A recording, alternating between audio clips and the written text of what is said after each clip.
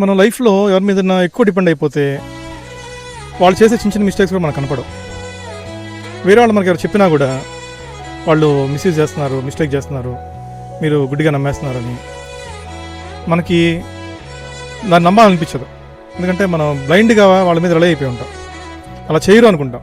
వేరే వాళ్ళు చెప్పినా కూడా ఏముందిలే లైట్ తీసుకుందాం, అదేముందిలే పెద్ద తప్పే కాదు కదా అని ఎప్పుడైతే ఓవర్లుక్ చేయడం స్టార్ట్ చేస్తామో వాళ్ళు మన మీద అంత కమాండింగ్ తెచ్చుకుంటారు.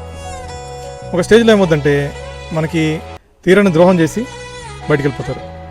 అప్పుడు మనం ఎంత బాధపడిన ఉపయోగం లేదు. సో ఇప్పుడు కూడా డిపెండెన్సీ తగ్గించుకుందాము. ఎవరి మీదన్నా కూడా మన పనులు మనం చేసుకుందాము.